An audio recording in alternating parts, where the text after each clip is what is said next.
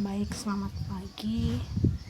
Di sini saya akan menjelaskan materi pembelajaran momentum, impuls, tumbukan, penerapan konsep momentum dan impuls. Yang pertama di sini ada momentum. Momentum adalah besaran yang menyatakan kuantitas gerak suatu benda yang didefinisikan sebagai hasil kali massa benda dengan kecepatannya. Di sini ada rumusnya, P sama dengan M per M kali V. P sendiri adalah momentum, satuannya kilogram massa per sekon, sedangkan M adalah massa, satuannya kilogram, sedangkan V adalah kecepatan, satuannya M per meter second. Energi kinetik. Sini ada contoh soal. Mobil bermassa 200 kilo bergerak dengan kecepatan 15 meter per sekon ke kanan dari arah berlawanan. Sepeda motor bermassa 350 kg bergerak dengan kecepatan 20 meter per sekon. Tentukan momentum masing-masing kendaraan tersebut. Di sini adalah penyelesaian.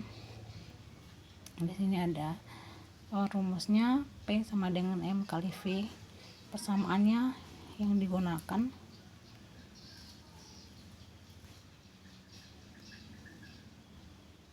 sini juga ada hukum kekekalan momentum. Dua partikel atau lebih dari satu sistem yang terorganisasi saling berinteraksi, momentum total di sistem tersebut adalah konstan sebelum pertumbukan. Sudah pertumbukan, kita bisa melihat gambarnya di sini.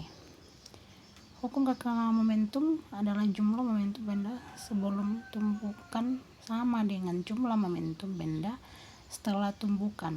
Persamaan kekekalan momentum.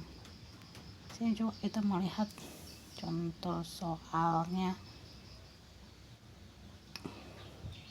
Sama pemanah bermassa 50 kg melepaskan anak panah bermassa 2 gram darah 20 gram dengan kecepatan 50 meter per sekon. Ketika anak panah terlepas, pemanah terdorong ke belakang dengan kecepatan tertentu. Berapa besar kecepatan dorongan tersebut ada dikerjakan. Sini adalah impuls. Pembahasan kedua adalah impuls.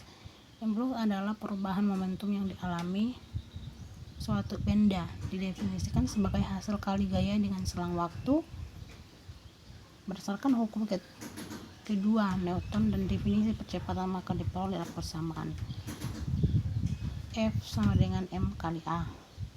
Hukum Newton kedua kemudian percepatan disubstitusikan, diperolehlah hubungan impuls dan momentum. Sini juga kita bisa melihat contoh soalnya, jadi bisa dikerjakan sendiri. Kemudian di sini ada tumbukan. Tumbukan dalam fisika dibedakan menjadi 3. Pertama, tumbukan lenting sempurna. Yang kedua, tumbukan lenting sebagian. Yang ketiga, tumbukan tidak lenting sama sekali. Perbedaan tumbukan sama tumbukan dapat diketahui berdasarkan nilai koefisien tumbukan, koefisien restitusi, dan dari dua benda yang bertumbukan koefisien restitusi dapat dinyatakan dengan persamaan. Di sini juga ada tumbukan lenting sempurna yang dimana jumlah energi kinetik benda sebelum dan sesudah tumbukan tetap. Yang selanjutnya nilai koefisien restitusi sama dengan 1, E sama dengan 1. Berlaku hukum kekekalan momentum dan hukum kekekalan energi kinetik. Sini ada 1 V1 V2 M1 M2 sebelum bertumbukan, S1 2 M1 M2 V1 V2 dan M1 M2. Kita juga bisa melihat contoh soal yang di bawah ini, nanti bisa dikerjakan sendiri. Kemudian ada tumbukan lenting sebagian. Hukum kekekalan energi kinetik tidak berlaku karena terjadi pertukaran energi kinetik sebelum dan sesudah tumbukan. Selanjutnya hanya berlaku hukum kekekalan momentum.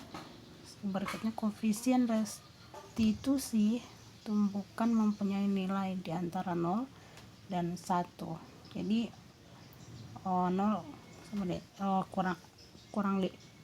lebih kecil dari lebih kecil dari 1. Sini juga kita bisa melihat contoh soal sebuah bola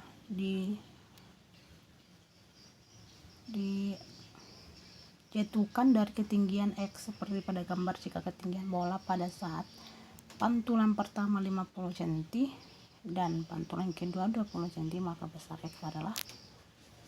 Di sini ada penyelesaian dan persamaan yang digunakan. Tumbukan tidak lenting, di mana pada tumbukan tidak lenting sesudah tumbukan kedua benda bergabung sehingga kecepatan kedua benda setelah tumbukan adalah sama. Koefisien restitusi tidak lenting adalah E sama dengan 0. Pada tumbukan tidak lenting hanya berlaku hukum kekekalan momentum. Di sini juga ada V1, V2, M1, M2 setelah dia bertumbukan 1 dan 2, V1, M1, M2. Dan di sini adalah penerapan konsep momentum dan impuls berdasarkan prinsip momentum dan impuls. Gaya dorong pada roket dapat dinyatakan sebagai berikut. Yang pertama ini prinsip kerja roket, di mana sebuah balon ditiup kemudian dilepas, maka balon akan meleset dengan cepat, kadang berbelok-belok di udara. Kita bisa membayangkan sebuah balon ditiup kemudian dilepas, maka balon akan meleset dengan cepat. Ketika balon meleset, udara di dalam balon keluar dalam arah yang berlawanan keluar dengan arah gerak balon. Ketika balon meleset, udara di dalam balon keluar dan arah yang berlawanan keluar dari arah gerak balon. Momentum udara yang keluar dari balon mengimbangi momentum balon yang meleset dan dalam arah yang berlawanan. Sini ada keadaan awal dan keadaan akhir. Baiklah, demikian penjelasan dari pelajaran materi momentum dan impuls. Jika ada kekurangan atau salah kata atau salah ucap, saya mengucapkan terima kasih.